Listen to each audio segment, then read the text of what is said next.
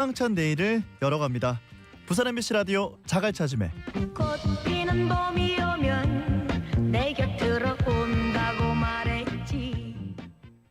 미국과의 이번 관세 협상에서 우리의 가장 큰 무기가 미국 조선업을 다시 위대하게라는 뜻의 조선업 협력 프로젝트 마스가였다 하지야.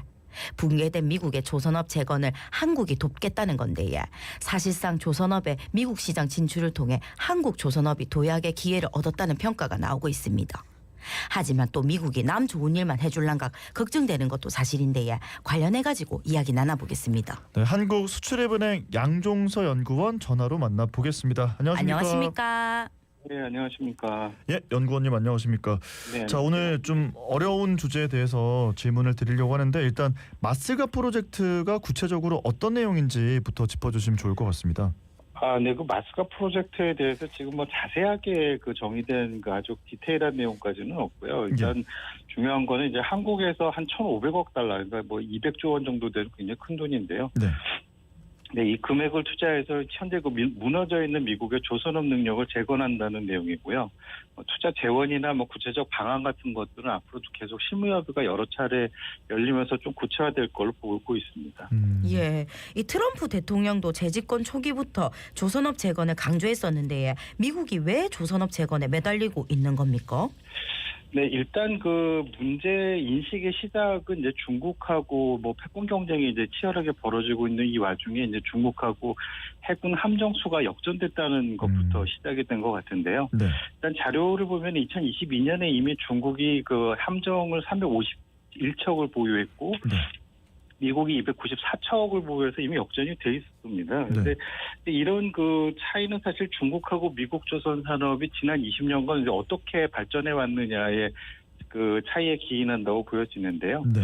그 지난 20년간 이제 중국은 세계 최대 조선업 국가로 발전을 하면서 지금 상선 시장에서 한 50 내지 60%의 점유율을 확보하고 있는 반면에 이제 미국 조선업 업계는 뭐 사실 완전히 몰락해가지고 현재는 연간 한 5척에서 6척 정도를 건조하고 있습니다. 이 5척에서 6척이라는 건 이제 우리나라 조선소들이 뭐 조선소마다 여러 개의 도크를 가지고 있는데 한 도크에서만도 5, 6척을 빼내면 안 됩니다. 그보다는 조금 더 많은 그 선박을 빼내야 이제 효율적으로 야드가 돌아가면서 생존할 수가 있는 정도인데요. 이제 그런 정도까지 무너져 있는 거죠. 그래서 그 미국은 이제 제도적으로 그러니까 이 워낙 그 내항 선박 시장이 커요. 그러니까 해외를 다니는 시장이 아니고 그 미국 내에서 움직이는 시장이죠. 그래서 그 워낙 영토가 넓고 뭐 동해안, 서해안도 이게 파나마 운하를 통해서 돌아가야 되고 그리고 뭐 강이나 그 큰 호수에서도 수상 교통들이 많이 발달을 해 있어서 이제 내항 선박이 큰데 그 내항 선박하고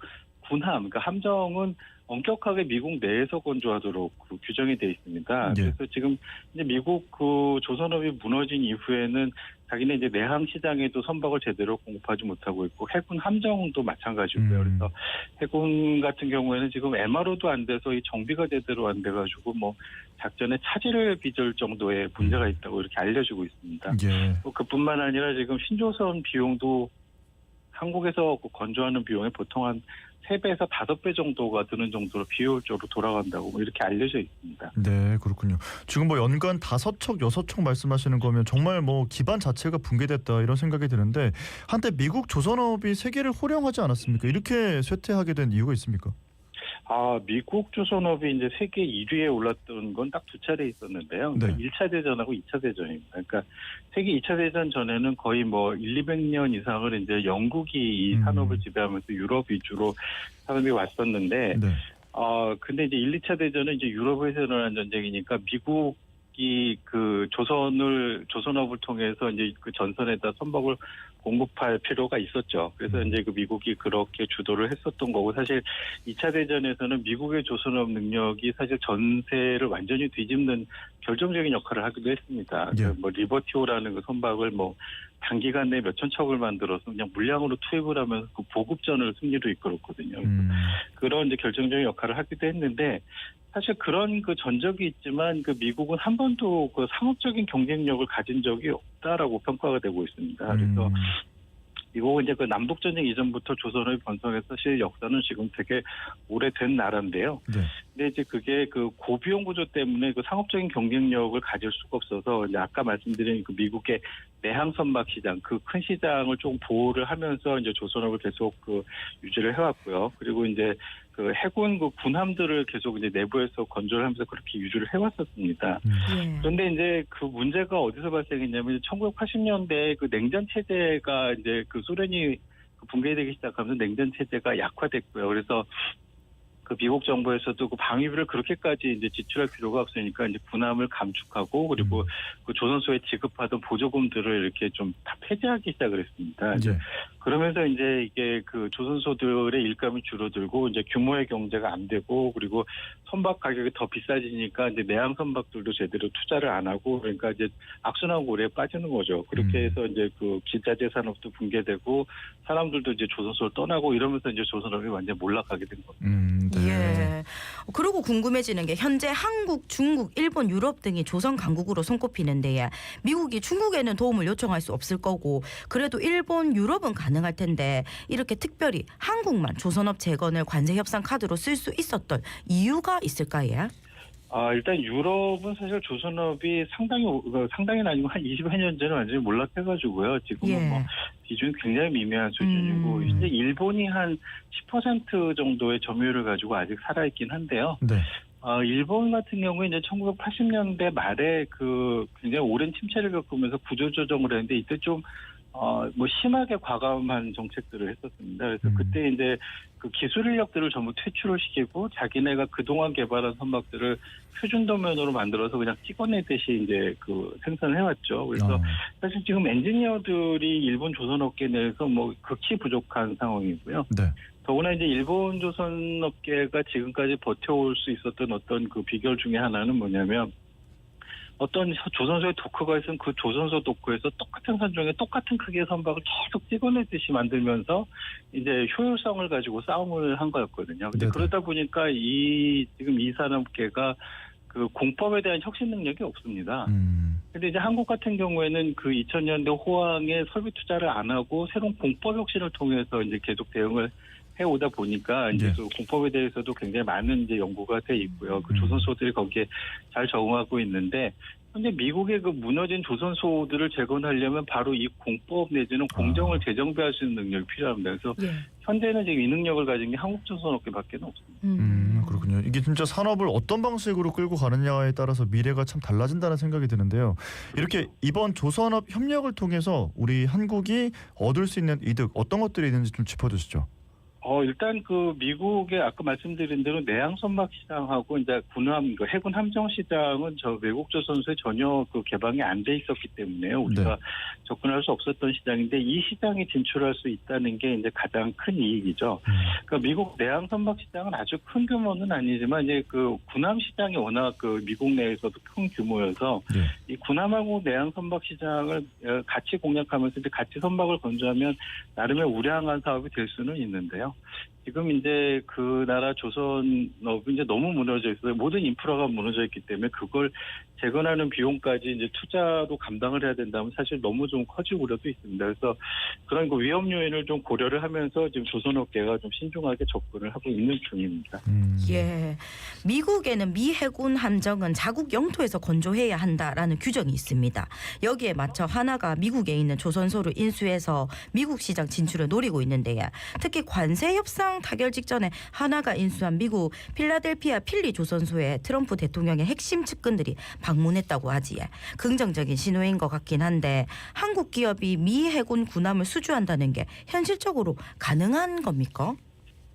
네, 저희는 이제 가능할 거라고 보고 있고 업계도 그렇게 보고 있고요. 그다음에 미국에서도 사실 한국 업계가 아니면 별 현실적인 대안이 없습니다. 그래서 이제 그거는 지금 그렇게 갈 수밖에 없다고는 보여지는데, 근데 이제 문제는 지금 미국 내 그 법 규제들이 굉장히 까다롭게 되어 있습니다. 그래서 법 체계 자체도 굉장히 좀 복잡하고요. 그래서 사실은 어떤 장애 요인이 있는지는 조금 더 파악해볼 필요가 있습니다. 그래서 그 정부하고 업계가 이걸 공동으로 좀 더 스터디를 할 거라고 생각하고 있습니다. 네, 그렇군요. 자, 미국이 지금 군함을 뭐 얼마나 만들려고 하는 겁니까? 일단 그 자료들을 보면은 대략 추정되는 게 연평균 한 12척 정도를 건조하려고 하고 있고요. 예. 액수로는 그게 연 한 300억 달러 규모 정도가 됩니다. 그래서 우리나라가 1년에 이제 그 수주하는 금액하고 비슷하거든요. 한 300억 달러 정도가. 네네. 그래서 이게 무시할 수는 없는 시장이죠. 예, 이 미국 조선 산업 생태계가 복원되려면 10년이 걸린다 이런 이야기가 있다 보니까 그러면 그동안 우리가 다 수주하고 유지, 보수, 정비 기회를 얻을 수 있는 거 아닌가 이런 기대감을 품는 분들도 있더라고요. 하지만 한편으로는 과연 미국이 그렇게 할까 이런 의문도 드는 게 사실입니다. 어떻게 보십니까?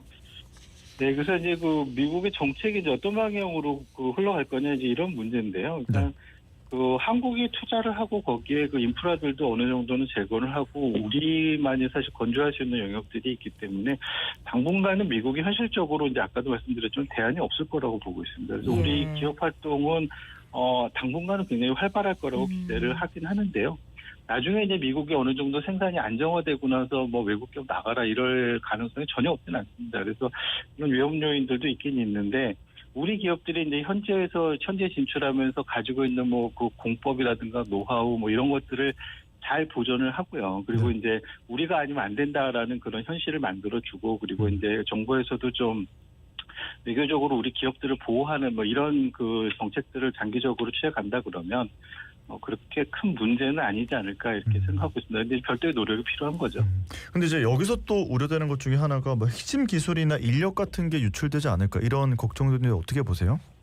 그러니까 인력은 지금 이제 별도로 양성이 필요하고 당연히 이제 우리 쪽에서도 인력들이 진출해야 될 거라고는 보고 있고요. 네. 그리고 이제 그 별도의 인력 양성 비용을 누가 지불할 거냐 이것도 사실은 조금 논의의 대상이기는 합니다. 그리고 뭐 이런 문제들도 있긴 있고 그리고 이제 당연히 그쪽으로 기술을 가져가야 되니까 뭐 기술 이전도 일부 될 거고 유출이 될 거는 사실인데. 네. 사실 그 기술들이 미국 내에서만 쓰이고 다른 나라로만 유출 안 되면은 그렇게 큰 문제는 아니라고 봅니다. 그게 그 이유는 뭐냐면 미국이 아까도 말씀드렸지만 굉장히 큰 고비용 구조를 가지고 있기 때문에 예. 한국 조선업의 경쟁자가 될 가능성은 극히 희박합니다. 그래서 그러니까 그냥 기술을 이전시키고 같이 거기서 사업을 하는 정도에 한해서는 뭐 그렇게 큰 문제는 아닐 거라고 생각합니다. 네. 예. 자, 그러면 이번 한미 간의 조선 협력으로 국내 조선사에도 일감 실익이 돌아올까 예? 그래서 지금 정부에서도 한국 내 조선소에서 이제 신조선하고 MRO를 수주할 수 있도록 협의를 하고 있다고 밝히고 있는데요. 그리고 뭐 이번에 이제 협상 내에서도 그런 내용이 들어갔다고 이렇게 얘기들을 하고 있는데 그 가능성은 있을 거라고 보여집니다. 근데 이제 문제는 지금 미국 내의 법이 굉장히 엄격하게 돼 있어서 그런 어떤 정책적인 변화하고 법 개정 같은 절차가 좀 필요하긴 합니다. 그렇군요. 자, 부산 이야기 좀 해볼 텐데 조선 기자재 업체가 참 많이 있습니다. 이번 한미 간의 조선업 협력 프로젝트로 이제 지역의 중소 기자재 업체들도 낙수 효과 또 미국 시장을 진출할 수 있는 기회 이런 것들을 좀 얻을 수 있을까 싶은데 어떻게 보십니까? 네.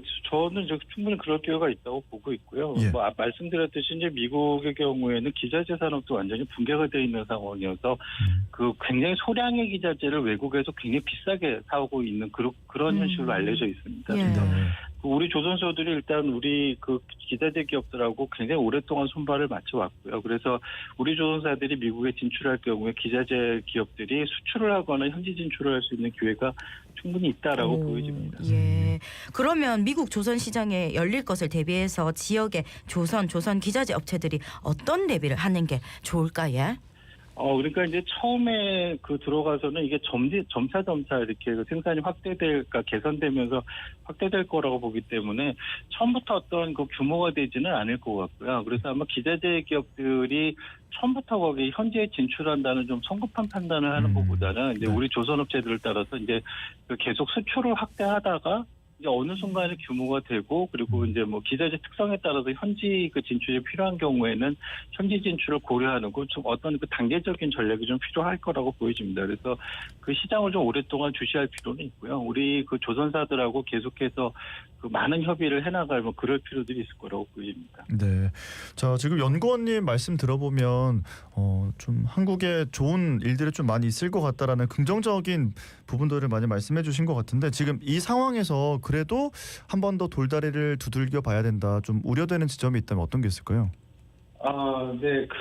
지금 어쨌든 우리가 굉장히 많은 돈이 들어가기 때문에 네. 거기에 그 돈이 일방적으로 뭐 미국의 이익에만 기여해서는 안 되고요. 그래서 네. 많은 그 투자금들이 들어가는데 우리 기업들이 어쨌든 거기에서 활발하게 활동할 수 있도록 하는 게 필요하고요. 그래서 거기에 장애가 되는 요인들, 그러니까 법 규제라든지 이런 것들을 다 파악해서 그걸 외교력을 통해서 법 개정을 해달라고 할 필요들도 있고요. 예.